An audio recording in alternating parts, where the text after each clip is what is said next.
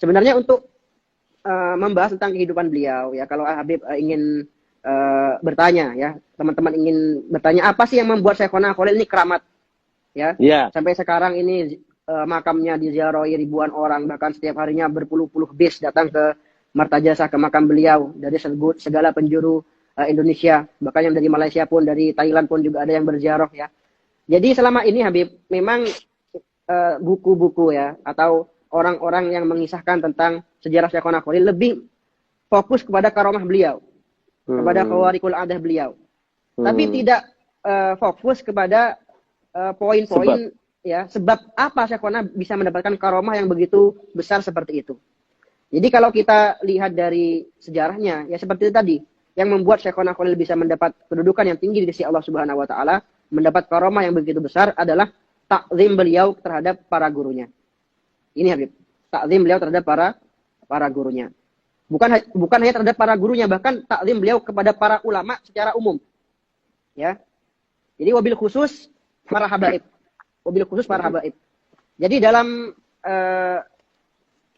dalam kitab manakib yang disebutkan Syekh Yasin Al-Fadani Habib, ketika beliau menjelaskan tentang manakib Syekhona Khalil, akan saya bacakan di sini.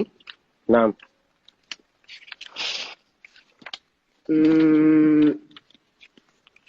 Ketika Syekh Yasin menjelaskan tentang manakib Syekhona Khalil, yang beliau sebutkan ada satu akhlak. Akhlakuhu wa manakibuhu, ini saya bacakan. Ya. Wa kana syadidat ta'addub wal ihtiram ma'a syuyukhi, ya.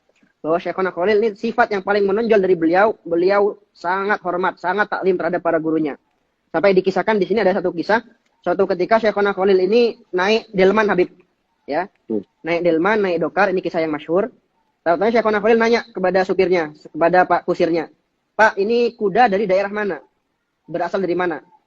Supirnya menjawab, kuda ini berasal dari daerah Bima, Kiai. Kalau nggak salah Bima ini di Nusa Tenggara Barat, di Lombok. Kalau nggak salah. Terkenal memang kuda dari sana. Ya, terkenal. Kuda dari Bima. Nah, di Mujarrad ya, di Mujarrad artinya ketika Syekhona Khalil ini mendengar bahwa kuda ini dari Bima, beliau langsung turun dari dokar, dari delmannya. Supirnya bingung loh, kenapa kok tiba-tiba Syekhona Khalil turun? Apa anak ini punya salah? Apa saya ini punya keliruan? Nah, ternyata Syekhona Khalil ini ya turun dari kudanya takut su'ul adab. Mengapa seperti itu? Karena beliau dulu punya salah satu guru yang berasal dari Bima. Namanya Syekh Abdul Ghani bin Subah Al-Bimawi, Habib. Ya. Nah, gurunya ini terkenal punya banyak kuda. Habib. Nah, Syekhona Khalil takut su'ul adab kepada gurunya. Mengapa? Beliau khawatir kuda itu yang beliau naiki termasuk salah satu keturunan dari kudanya gurunya. Allah. Jadi gak mau. Ini saya harus hormat pada kuda ya. Yang mana kuda ini kemungkinan besar adalah, ada kemungkinan, bukan kemungkinan besar, ada kemungkinan salah satu keturunan kuda guru saya. Saya gak mau naik kuda ini. Saking takzimnya terhadap gurunya, bukan hanya takzim pada guru, tapi takzim pada setiap hal yang berkaitan terhadap gurunya Habib. Nah, itu yang pertama Habib. Yang nomor kedua dijelaskan oleh Syekh Yasin, wa kadza ma'a ahlil baiti qatibatan. Semua ahlul bait beliau takzim tanpa memilih, tanpa mengecualikan. Wa ma'al Arab. Wa ma'al Arab. Semua orang Arab, bukan hanya bait, semua orang Arab beliau hormati. Lam yusbak li ghairihi mithalun min ulama Jawa. Ya, tidak pernah ada ulama Jawa, ulama Nusantara yang punya taklim terhadap habaib seperti beliau. Fakana yara at-taqdir fil asyraf lam yakun yuqaddir ghairahum aktsara min dzalik. Ya. Jadi kalau untuk kepada para habaib ya, pada ahli bait, beliau ini taklimnya udah paling full. Udah tingkat paling tinggi. Ini Syekhona Khalil Habib. Kemudian ini dijelaskan bahwa suatu ketika beliau pernah diziarahi oleh Al-Habib Muhammad ibn Mustafa Al-Muhdar Habib. Antum tahu Habib? Muhammad dikatakan, bin Mustafa iya, bin Ahmad. Muhammad bin Mustafa Al-Muhdar. Antum tahu apa? Antum pernah dengar? Coba nanti Al-Fakir Suri ini ada ketamuan dari Bondowoso, dari keluarganya Habib Muhammad Muhdar. Anda coba saling sambil tanya. Oh, itu Habib Muhammad bin Mustafa aja apa ada terusannya lagi? Biasanya karena Muhammad bin Mustafa Al-Muhdar.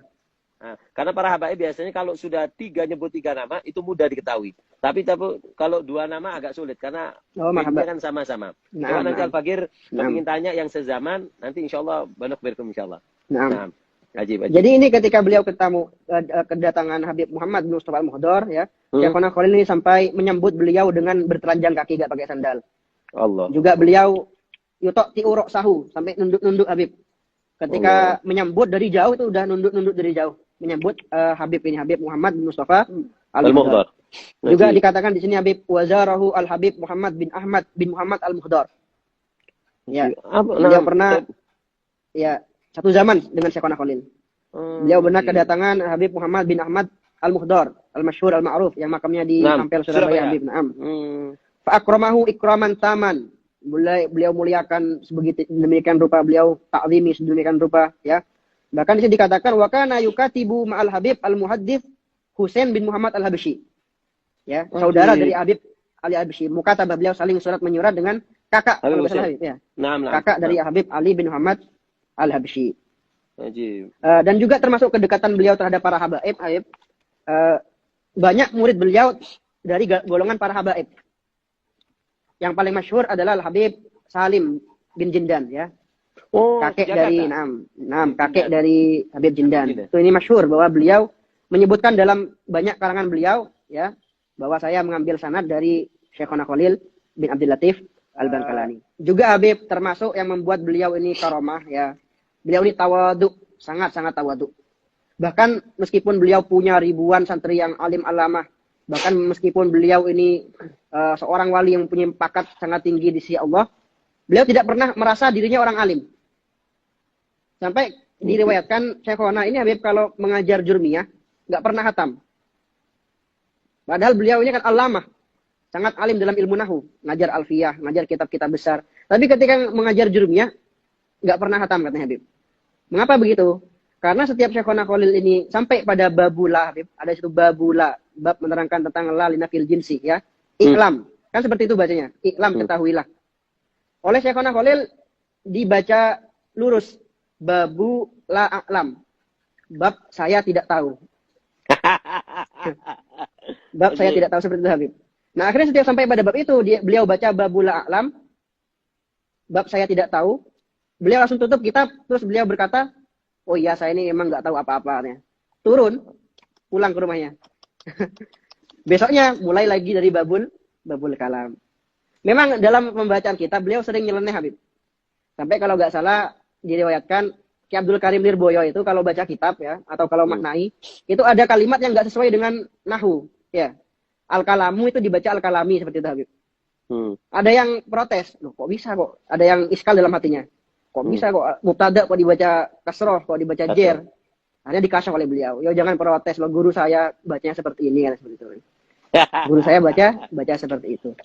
Ini Habib dari sekian banyak aspek ya, dari sekian banyak sebab mengapa Syekhona Khalil bisa melambung namanya, bisa besar karomahnya, bisa dikenal namanya sampai detik ini.